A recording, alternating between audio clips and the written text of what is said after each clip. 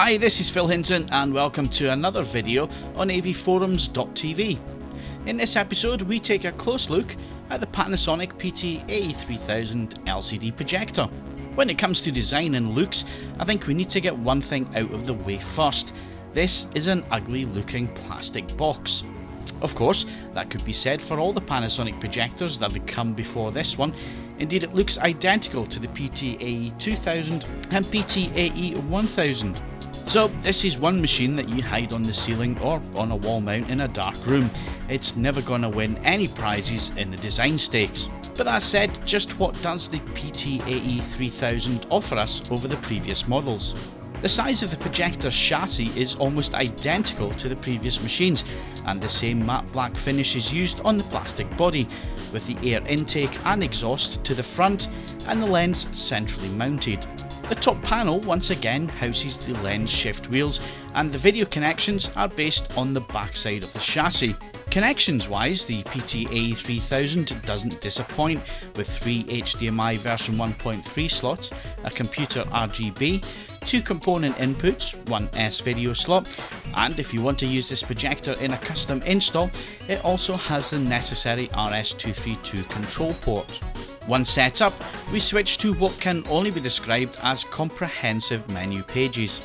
This is where the Panasonic can stand well above the competition, with a plethora of menu options that control just about any parameter that you could possibly want to tweak.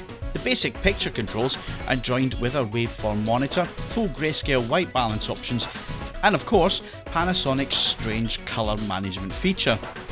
And then we move on to the biggest selling point of the PT-AE3000, the memory zoom lens feature. This is a simple yet effective way of watching 240:1 Blu-ray material on a scope screen without the black bars at the top and bottom. Panasonic has approached this in a slightly different way to the anamorphic lens route, stating that they don't want to use what they describe as unnecessary scaling of the image. What the PT-AE3000 does is zoom the scope image so it fits the screen, with the black bars being projected onto the black areas around the screen. You need to set this function using the zoom, focus and image shift controls. Once you have the scope image in perfect focus and size, you then save that as a preset.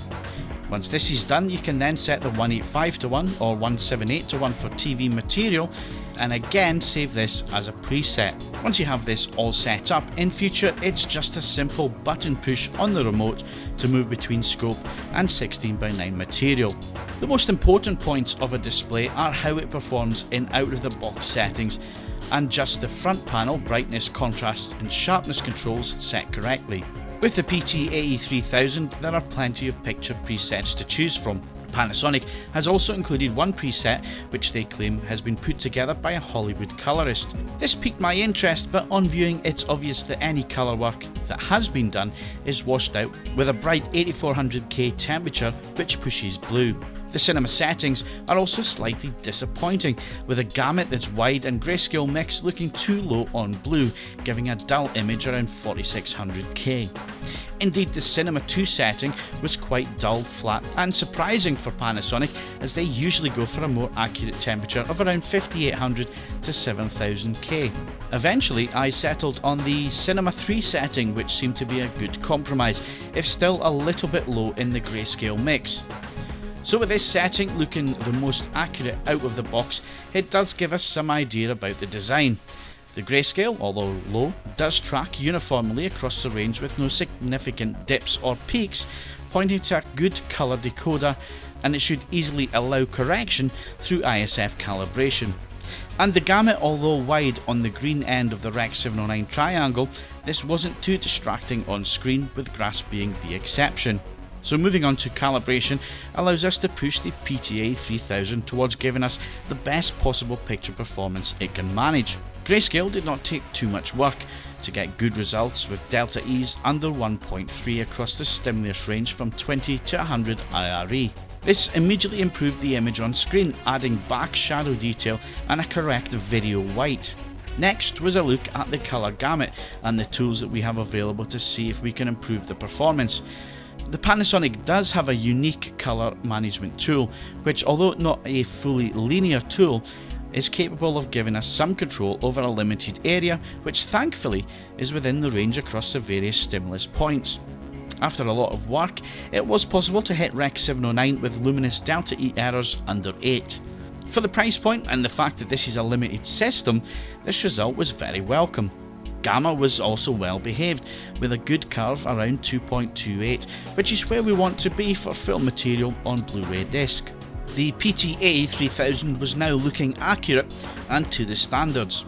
So moving to movie material in the out of the box preset, and with the main controls set for the system, the PT-AE3000 produced some fantastic images which on occasion made me forget I was watching a 3 LCD technology. The biggest improvement over previous models was immediately apparent with black levels, and the dynamic range receiving a major step up over the PT-AE2000. This certainly added a more realistic feel to the highly detailed images from our Blu-ray of WALL-E, with no immediate concerns of lost shadow detail. The improvement in grayscale was very welcome indeed in calibrated mode. Suddenly what looked good out of the box suddenly looks sublime when set correctly. WALL-E just oozed fine detail and took a depth of field that married with the improved black level and contrast to give me quite a shock, if I'm honest.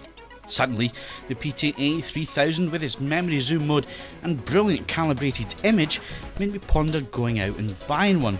Indeed, if I was in this end of the projector market looking for my next purchase, I would be struggling to pick an outright winner between the Panasonic and its peers.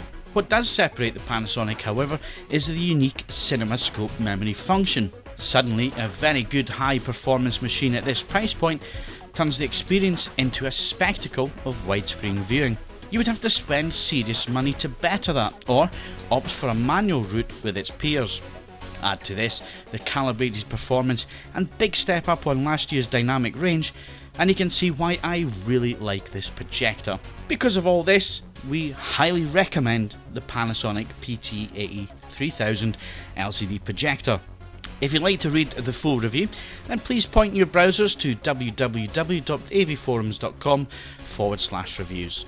This is Hinton saying thanks for watching, and we'll have more video reviews for you very soon.